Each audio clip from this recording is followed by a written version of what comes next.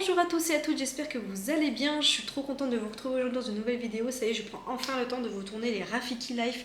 Bébé Raf du coup a 5 mois et j'avoue que c'est un peu compliqué en ce moment de tourner des face cam avec tous les enfants. Mais là on vient de terminer les vacances scolaires et du coup je peux enfin prendre un peu plus de temps pour vous tourner ce genre de vidéo. Heureusement j'ai tout mis à l'écrit et j'ai tout gardé pour pouvoir bien vous renseigner. Donc bienvenue dans les Rafiki Life. Rafiki Life c'est quoi? C'est des vidéos en fait où je résume mois par mois un petit peu les étapes et le développement de mon petit bébé, de mon dernier. J'ai 3 enfants et donc là on parle de bébé Rafiki, Raphaël, qui a 5 mois et qui est né au mois de mai. Voilà. Bref, qu'est-ce qui s'est passé entre guillemets pour le premier mois de sa vie? Enfin non, deuxième du coup, parce que le premier mois j'ai déjà fait la vidéo, je vous la mets en suggestion juste ici. Là on rentre dans le deuxième mois de sa vie.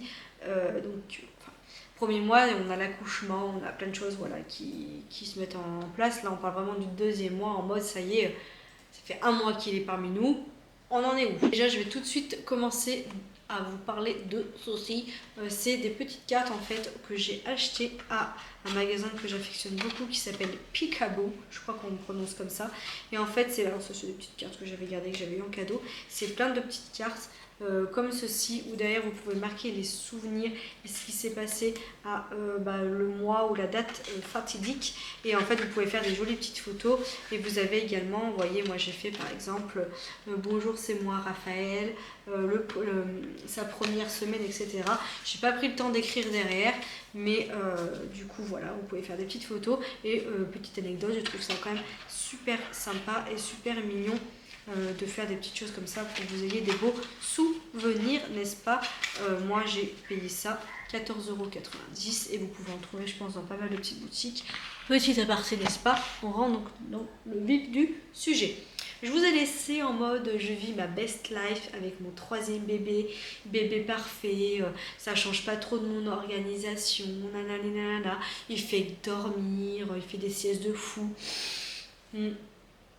Ah bah là on est dans le premier mois de sa vie, mais là autant vous dire qu'au deuxième mois ça change. Donc comment vous dire, on est passé de 1h30 à 2h où on n'entendait pas, voire 3 heures dans un doumou nickel, à un bébé glu. Voilà, je vais pas vous mentir, Raphaël est un petit bébé baby. Qu'est-ce qu'un bébé baby?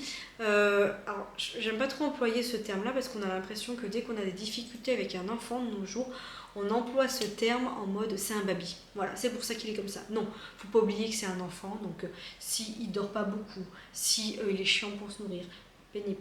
Si voilà, on a des difficultés, si on est fatigué, s'il y a des pics de croissance, si le soir il fait que chouiner, il y a des pleurs de décharge et tout, c'est un bébé les gars, hein, c'est un nourrisson, donc faut pas vous attendre à ce qu'il ait un comportement d'un enfant de 2 ou 3 ans.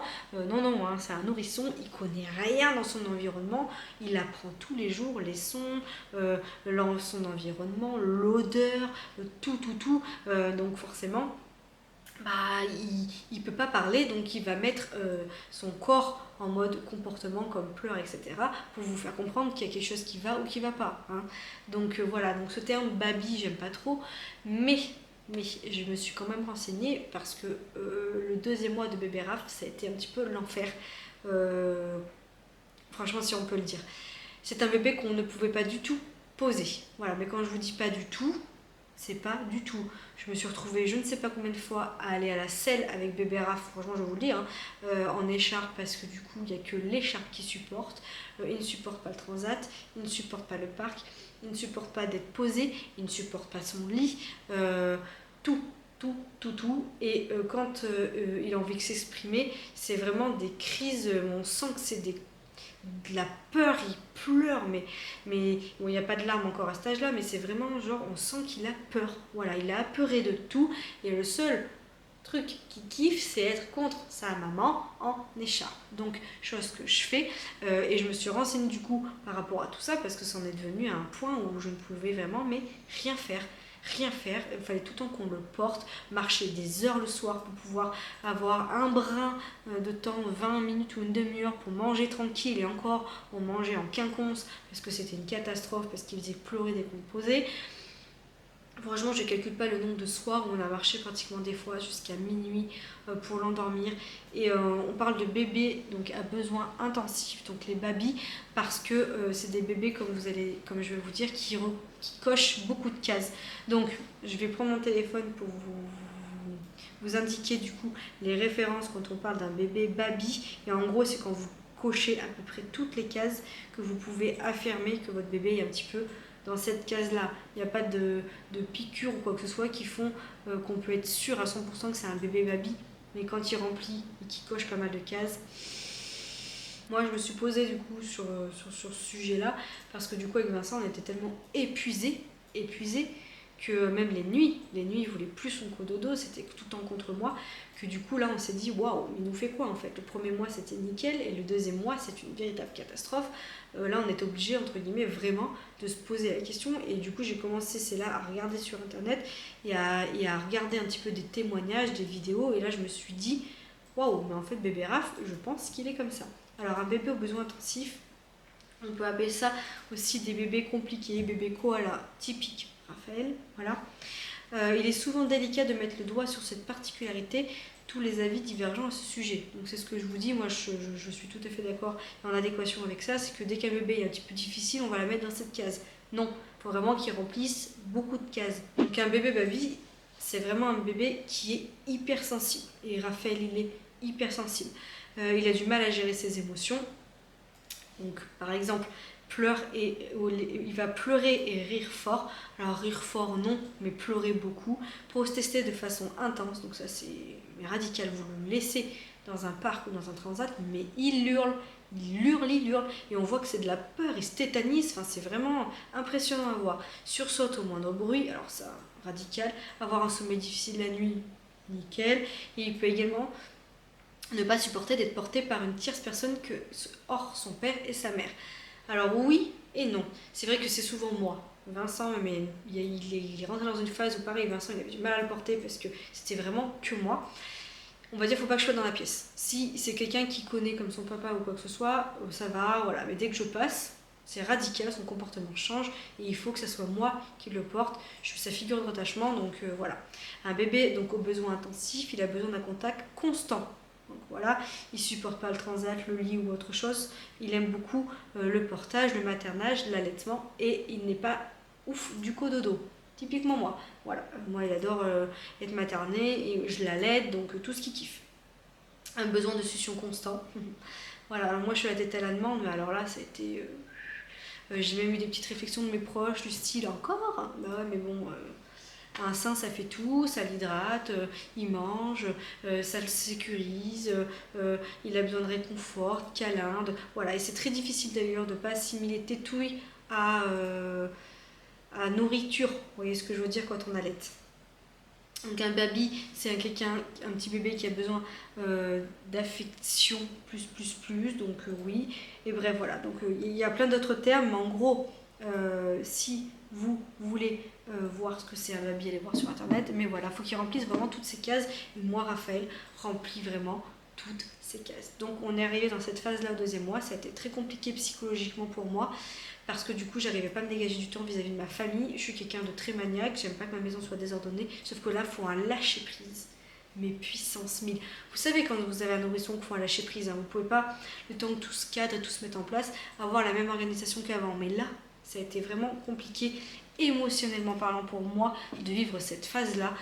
J'étais beaucoup en souffrance et heureusement j'ai eu le soutien de mon homme, parce que franchement c'est très compliqué de rien pouvoir faire et que vous pouvez rien faire sauf avoir votre bébé sur vous et basta. Alors au niveau d'émotion, tout ça, du coup je vais pas revenir dessus sur ce sujet, puisque du coup voilà, le sujet baby, je pense que ça correspond très bien à ce thème là. Je vais pas vous dire ce que j'ai mis en place pour ça change, parce que honnêtement au deuxième mois, le temps que je découvre et que je me dise vraiment que c'est un baby, j'ai rien mis en place. Je craquais parce que je supportais pas, et je ne supporte toujours pas, de voir mon bébé se mettre dans un état comme ça quand je ne suis pas auprès de lui. Je vais tout simplement à ses besoins et basta. Par contre, au 4e mois de bébé, vous verrez que j'ai mis des choses en place qui fonctionnent. Donc je vous invite à suivre les événements de bébé Raph, mais à partir du 4e mois, j'ai commencé à mettre des choses en place, parce qu'au bout d'un moment, vous pétez un plomb, hein. Franchement, c'est un niveau quand vous avez vraiment plus de temps pour vous dégager du temps, ça met des tensions partout, autant dans votre couple, partout, donc du coup, il faut mettre des petites choses en place, et du coup, 4e mois de bébé, j'en ai mis. Voilà, donc je vous invite à suivre la suite, mais là, je peux pas vous le dire tout de suite, puisqu'on fait mois par mois. Donc voilà, on va faire un petit point du coup motricité. Donc bébé Raph au niveau de la motricité, donc du coup il a commencé à avoir de la motricité un petit peu fine. Il va découvrir ses mains, il va bouger un petit peu ses doigts, il va vraiment avoir les yeux un peu plus éveillés, il va essayer un peu plus de suivre du regard, même si c'est vraiment léger, et il a beaucoup plus de phases d'éveil, même un peu trop. Donc il y a moins de sieste. Il va vraiment développer ses mains de façon à ce qu'il puisse après agripper, à toucher et à vouloir un petit peu interagir avec son environnement. Il va commencer à fixer du regard quelque chose, votre visage ou des formes, ce genre de choses, parce qu'il ne faut pas oublier que là il ne voit pas à 20-30 cm, il ne voit plus. Voilà, ou alors ça fait sombre et il voit toujours en noir et blanc, donc du coup dès que vous allez être près de lui, il va vous voir et il va bien vous fixer, mais dès que vous êtes loin, il va avoir des ombres et c'est tout. Et c'est ce qui met aussi, je pense, un peu une angoisse à nos bébés au début, c'est qu'ils ne voient pas beaucoup, donc du coup à part les sons, l'odorat, il n'y a pas grand chose qui rentre en compte à ce moment-là. À 1 mois, il commence déjà à bien soulever sa tête. On se rend compte quand même que c'est un bébé qui est extrêmement tonique. Quand on a été au médecin et qu'on a fait le rapport un petit peu santé, c'est vraiment ce qui est ressorti, que c'était un bébé vraiment tonique. Du coup, on voit bien que c'est un 3e. Pas oublier par contre que voilà, dans ce genre de vidéo que je vous poste, chaque bébé est différent, chaque bébé va évoluer différemment. Moi, je fais vraiment des vidéos sur les Rafiki Life pour vous évoquer du coup des choses qui sortent de l'ordinaire comme les bébés baby. Moi, avant Raphaël, j'en ai jamais entendu parler.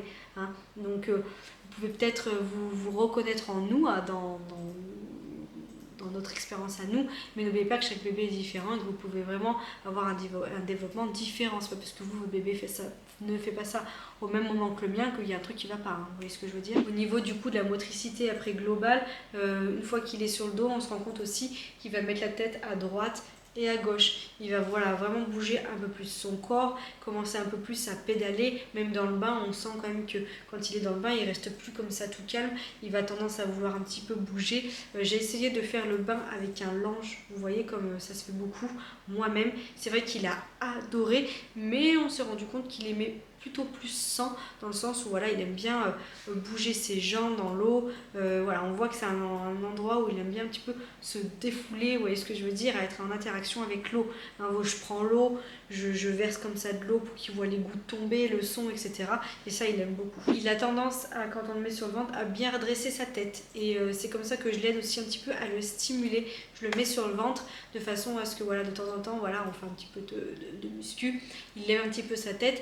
Pourquoi ? Pour que ça puisse l'aider, entre guillemets, que si un jour voilà, il se retourne ou quoi que ce soit, qu'il apprenne à bien dégager son nez de l'environnement où il est, pas qu'il reste comme ça, qu'il arrive à tourner la tête quand il est sur le ventre pour qu'il puisse dégager son nez et mieux respirer. On va parler un petit peu du développement cognitif, dans le sens où vous allez voir un petit peu assimiler des choses qui gardent en mémoire. C'est très important de faire toucher votre visage à votre bébé. Alors moi, il est souvent contre moi, donc c'est facile, mais il va assimiler au toucher, entre guillemets, que c'est vous. Voilà, avec votre visage, il va assimiler que ça, c'est maman. Voilà, la figure d'attachement, généralement, c'est un petit peu la maman, mais voilà, la maman. Apporter des attentions aux couleurs, aux motifs.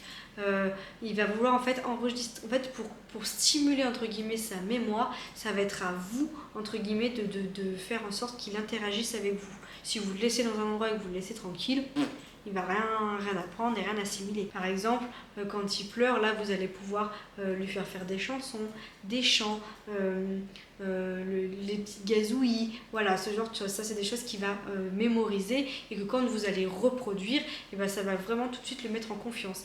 Au premier mois de votre bébé, enfin premier, deuxième mois, il va vouloir être rassuré.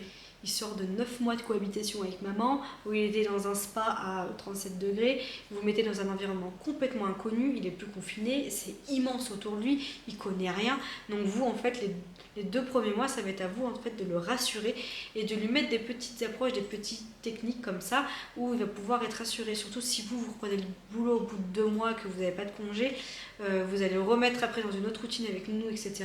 Donc il faut quand même qu'il ait un petit peu, je pense, assimilé certaines choses au niveau du réconfort, et donc le chant, l'interaction avec lui, ça va être super important pour qu'il se sente en sécurité. Par exemple, à 1 mois, votre bébé, normalement, il est censé réagir au sourire. Nous, bébé Raph, il a réagi tout de suite au sourire Voilà, dès qu'on lui souriait, il avait tendance lui aussi à vouloir faire un petit peu les risettes. Voilà, il va commencer à assimiler entre guillemets les réactions de votre visage. Il va agir aussi en fonction de votre voix.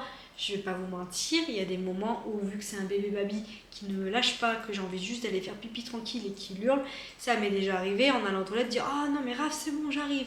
Vous levez à peine la voix, il va hurler encore plus parce qu'il va comprendre que votre voix, elle n'est pas douce et calme comme d'habitude, que limite, il va sentir que voilà, il y a un gros brouhaha et il va hurler encore plus. Bref, je peux vous faire un topo sur ça, mais en gros, il va vraiment assimiler que chaque son et chaque façon de parler et votre intonation de votre voix, ça va assimiler à quelque chose. De toute façon, votre bébé à ce moment-là, ça sera à vous de communiquer par rapport, par exemple, à sa faim, à son s'il a la couche pleine, à toutes ces petites choses du quotidien où il va pas être bien, pas en sécurité, pleurs de décharge parce qu'il aura vu beaucoup de monde et qu'il va être de bras en bras, etc. Ça sera à vous en fait de le réconforter, et avec cet outil un petit peu mémoire, et de lui mettre par exemple une berceuse. Moi je sais qu'il adore quand je lui touche un petit peu le bout du nez comme ça, que je lui fais des papous dans les cheveux, ça le calme. En fait, plein d'interactions avec lui comme ça qui va vraiment le mettre en confiance. D'ailleurs, en parlant de bras à bras, moi vous faites ce que vous voulez, mais c'est quelque chose que je vous conseille d'éviter au maximum de voir beaucoup de monde dans la même journée. Vous voyez 2 ou 3 petites personnes dans la journée, il voit ces 2-3 personnes, ça suffit. Ne soyez pas 10 ou 15, pas des grosses réunions de famille. Vous allez le mettre de bras en bras, il va pas connaître les odeurs, donc il va être perdu. À son coup, il va rien dire. Hein. Vous allez souvent entendre vos proches dire «Oh, mais il dit rien dans les bras». Ah, oui, oui, il dit rien. Par contre, le soir, à 18h, de 18h30 à 20h, il va hurler sa race parce que du coup, il va être paniqué, il va plus reconnaître les odeurs. Les proches, ils ont tendance à vouloir souvent biser, à prendre la main, machin, à lui faire des bisous. Faut pas oublier que lui, ses mains, c'est son outil, entre guillemets, où il va commencer c'est avec ça qu'il va toucher, il va se repérer. Les bébés, ils mettent souvent tout à la bouche parce que c'est comme ça en fait qu'ils vont connaître les goûts, ils mettent vers le nez, donc ils ont l'odorat. Quand vous faites des bisous sur la main et que vous mettez, enfin qu'il met sa main à la bouche, des fois il va être paniqué parce que ne serait-ce que de mettre sa main, il va comprendre qu'il n'y a pas la même odeur parce que mamie, elle a fait la main sur le bisou, et du coup il va se dire waouh, mais je connais pas cette odeur, c'est quoi? Bim, je suis angoissée, je vais pleurer, je vais demander à maman pour être sûre que maman elle est par là parce que du coup c'est pas des odeurs que je reconnais. Vous voyez ce que je veux dire? C'est plein de petites choses comme ça et c'est à vous entre guillemets de mettre en pratique. Alors il ne faut pas non plus s'exiler, aller sur une île déserte et puis qu'il ne soit pas sociabilisé cet enfant, loin de là, surtout si après il y a nounou, ce genre de choses, mais c'est à vous d'adapter vos routines pour faire ça. Bref, je pense que cette vidéo est largement suffisante. Je ne peux pas vous en dire plus pour Berafiki parce que c'est le 2e mois et le gros sujet, ça a été vraiment le sujet baby, portage, koala, plus. Le 3e mois, c'est plus intéressant parce que du coup, c'est là qu'il commence un petit peu à être en interaction. Et au bout du 3e mois, en plus de ça, vous allez voir, on va parler greffe de tétée, de l'allaitement. Bon, nous, au niveau de l'allaitement, on est toujours à la demande à l'heure actuelle, hein, surtout que là, il est très demandeur, il y a des pics de croissance, etc. Et au 3e mois, vous allez voir que vu qu'il évolue, il y a plein de choses qui évoluent également avec lui. J'espère que cette vidéo vous aura plu. Je vous retrouve bientôt dans un nouveau Rafiki Life.